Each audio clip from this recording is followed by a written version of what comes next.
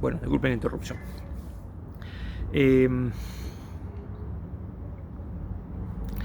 Entonces estamos en este artículo 110, que es la independencia, entiendo como una garantía de la independencia del Poder Judicial, no una garantía del ejercicio de un derecho, sino de las instituciones, de cómo se regulan entre sí.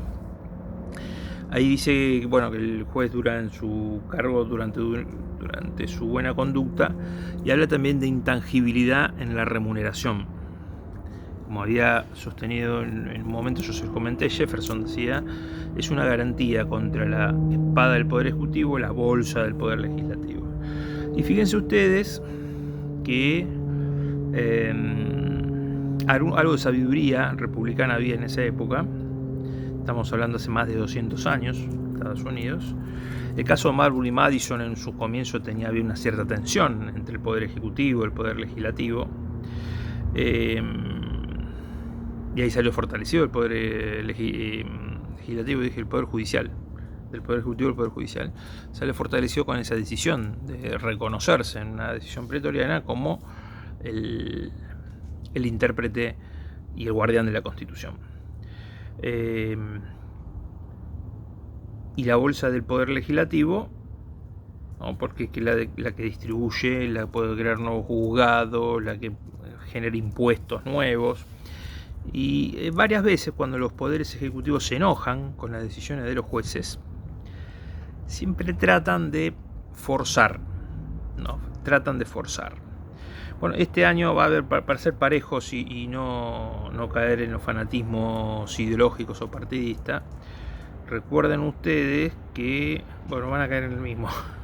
Recuerden ustedes una época cuando la presidenta Cristina Kirchner se había enojado por una decisión de la Justicia Civil Comercial Federal respecto de una decisión sobre la ley de medios, ¿no? Que era el conflicto que tenía con Clarín, aquel gobierno con Clarín. Ese enojo llevó a cuestionar que los jueces no pagaban el impuesto a las ganancias. Y hay un tema por el cual los jueces no pagan el impuesto a la ganancia, y tiene que ver con que fue una decisión tomada en el año 1931 y que los jueces venían ganando un estipendio y que se lo quiso modificar. Si se imponía a nivel nacional un nuevo impuesto, ellos cobrarían menos. Más allá de si estamos de acuerdo o no, ahora los nuevos jueces sí pagan el impuesto a la ganancia. En aquel momento resultó amenazador, ¿no? Dijo, le vamos a sacar la obra social que tienen en la Corte Suprema, se la vamos a dar al Consejo de la Magistratura. Es todo un avance sobre los resortes que hacen a la tranquilidad, ¿no? Del Poder Judicial para que se pueda desempeñar sin ataduras. Lo llamó en su momento el Partido Judicial, la expresidenta.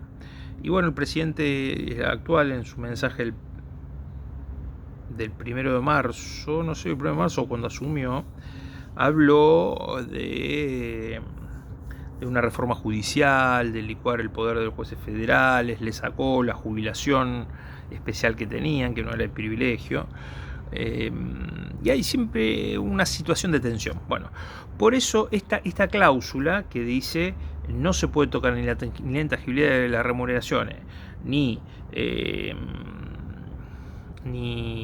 la duración en sus mandatos, son dos cláusulas que ponen, que lo que tratan de hacer es no darle un privilegio a las personas jueces, sino de poner a la justicia, y ojo, lo que van a resolver son las personas que son jueces, sino que la justicia tenga la independencia necesaria para opinar. También están aquellos, John Rawls, creo que es, y unos cuantos tratadistas actuales en el mundo que llaman al Congreso, a la justicia, el poder contramayoritario, porque los representantes del pueblo pueden sancionar una ley por una mayoría especial y el Poder Judicial puede decir que es inconstitucional. Bueno, en realidad lo diría que es inconstitucional no porque tiene una motivación contraria a la decisión de los legisladores, sino tiene que ser porque tiene que haber un agravio constitucional o tiene que haber un vicio en el procedimiento. Una cuestión de forma, o de fondo o de forma. Pero bueno, era bueno destacar esto del artículo 110, que es interesante que manejen el concepto. porque el artículo 99, inciso 4, cuando habla que los jueces cuando tengan 75 años tienen que ser vueltos a ser designados por el presidente con acuerdo del Senado, hemos hablado de la situación que se puede dar de un juez que tenga 74 años y tenga que resolver algo. ¿En base a qué va a resolver? Tengo 74 años y 11 meses, dentro de un mes cumple años y tiene que resolver sobre algo. Hoy la intervención de Vicentino, lo que fuera, no se va a sentir cómodo, se va a sentir tal vez condicionado. Bueno, por eso es importante. Habla de la Constitución, en el artículo 114, del Consejo de la Magistratura. ¿Qué es el Consejo de la Magistratura? Bueno, es un organismo que ahí está colocado dentro del Poder Judicial. No interfiere dentro de las decisiones judiciales, no interviene en los procesos judiciales, pero tiene como función, por un lado, administrar el Poder Judicial. Antes lo hacía la Corte Suprema. La Corte Suprema se guardó algunas actividades administrativas. Tiene una función disciplinaria. El Consejo de la Magistratura puede acusar a determinados jueces por un mal desempeño. Lo juzgaría en realidad otra institución, que es el jurado de enjuiciamiento, integrado por 9 miembros, 3 abogados de la matrícula federal, 3 jueces y 3 personas que vengan de los ámbitos gubernamentales. Ahora, el tema es la acusación. Y el Consejo de la Magistratura en un momento llega a estar formado por 21 miembros. Si me preguntan hoy cuántos son, la verdad que no lo sé. Porque fueron 21, fueron 14, fueron 15, va variando. Y por lo general esto es una práctica poco republicana, que los gobiernos que están en determinado momento deciden si amplían o no el número, pues es una ley, la del Consejo de la Magistratura, y en función de eso pueden regular si a un juez se lo acusa o a un juez se lo salva. Esta situación es peor que la que hubiera estado antes del año 1994. Y teóricamente el Consejo de la Magistratura vino para llevar adelante un proceso que fuera más transparente. Tanto en el sistema acusatorio, antes como se lo juzgaba, el sistema acusatorio disciplinario, no debe confundirse con un modelo judicial que se quiere aplicar ahora con mayor poder en los fiscales. La función disciplinaria es una de las funciones. ¿Cómo era antes? Bueno, antes era juicio político directo a la Corte Suprema y a todos los jueces federales, y en realidad la justicia nacional ordinaria, que es muy difícil de explicar. La mayoría de los jueces son nacionales ordinarios. Ustedes, si viven en Capital Federal y firman un divorcio, van a la justicia nacional civil ordinaria. ¿Pero por qué es nacional? Porque en su momento esto era la Capital Federal, etcétera, etcétera, un montón de razones, una ley en el medio, la 24.588, y toda una cuestión farragosa que no responde a grandes criterios filosóficos del derecho, si ustedes quieren así. Entonces, cumple esta función disciplinaria, cumple la función administrativa, cumple la función formadora de una escuela de formación judicial, en la cual el Poder Judicial, es decir, todos sus empleados, pueden ser capacitados para evolucionar meritocráticamente, ascender meritocráticamente dentro de la carrera judicial. Hasta llegar a los concursos, y que tienen el título habilitante, etcétera, etcétera, para postularse, no solamente quienes están dentro del Poder Judicial, sino que también quienes están afuera. El Consejo de la Magistratura también participa en el proceso de selección de los jueces. ¿Cómo lo hace? Llama a concurso, un concurso abierto, se hacen una serie de exámenes, también de entrevistas personales, cada una tiene un componente numérico, y finalmente selecciona una terna, hay un orden de méritos y selecciona una terna, y esa terna se la pone a disposición al presidente de la nación.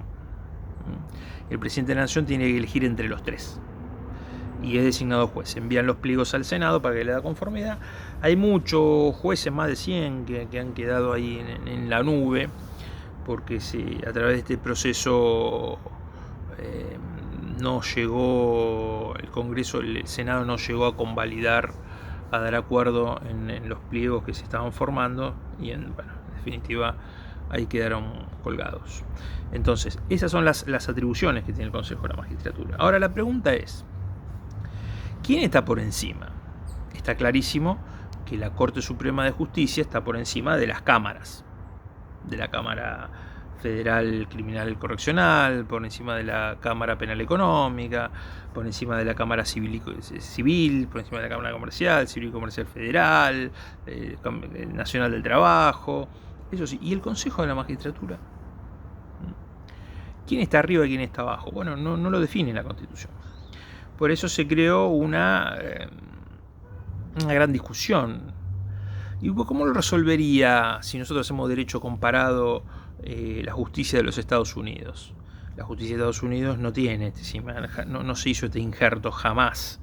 Se le va a ocurrir a los norteamericanos, que tienen un sistemita que funciona desde hace más de 200 años de manera regular y casi perfecta, a pesar de Trump, a pesar de un montón de cosas, de las guerras, etc. Han descubierto que las instituciones hay que ponerlas en funcionamiento de manera regular y hay que aceptarlas. Como decíamos ayer, ¿no? Trump sacó menos votos que Hillary Clinton, pero es el sistema que tienen ellos para elegir. No se discute, es el sistema y es previo a otra cosa. Los estados que adoptan un sistema judicial como el nuestro, con Corte Suprema, sistema de control de constitucionalidad difuso, etcétera, etcétera, no tienen consejos de la magistratura. Entonces, claro, este era un elemento extraño, y cuando había que definir quién estaba por encima del otro, ¿qué pasa? Pueden ser revisadas las decisiones del Consejo de la Magistratura, pero si no pasan por un proceso judicial. Ninguno de los dos que plantean el artículo 117, 118, cuando dice es competencia originaria por vía de apelación, no es un proceso judicial, es un proceso disciplinario. Pero es apéndice de la Corte Suprema tampoco. La Corte Suprema no integra el Consejo de la Magistratura. ¿Y cómo se resuelve? Bueno, no hay resolución. Lo primero fue una acordada de la Corte Suprema, que dijo, nosotros tenemos jerarquía superior al Consejo de la Magistratura. Es autorreferencial eso, no podría hacer eso. No podría hacer eso. Entonces fue quien ordenó las cuestiones, fue el Poder Legislativo, porque había que crear una ley orgánica del Consejo de la Magistratura, cómo funcionaba, y entonces ahí puso que hay determinadas decisiones de orden disciplinario que podían ser apeladas ante la Corte Suprema. Y entonces, por vía legal infraconstitucional, el Consejo de la Magistratura se pone debajo de la Corte Suprema de Justicia. Pero bueno, para hablar más sobre esto, vamos a tratar las dos maneras, ¿no? ¿Dónde resuelve la Corte Suprema? Bueno, una es la competencia originaria. ¿Qué es una competencia originaria? Cuando las partes son personas de derecho público del Estado federal. Por ejemplo, un litigio, una controversia entre una provincia y otra provincia, o entre la provincia y el Estado nacional. O cuando hay un embajador de una potencia extranjera que también tiene un problema, ahí actúa de manera originaria la Corte Suprema de Justicia. María Eugenia Vidal hace 2 años o 3 años reclamaba unos fondos de la provincia de Buenos Aires, de la reparación histórica, que es lo que se llamaba, del conurbano bonaerense. Reclamaba también en algún momento la provincia de Córdoba, el caso San Luis por el tema del corralito. Cuando hay un tema donde una provincia es parte, va directamente a la Corte Suprema de Justicia, porque es un agente federal, ¿no? Es una unidad federal. Entonces ahí van directamente a la Corte Suprema de Justicia.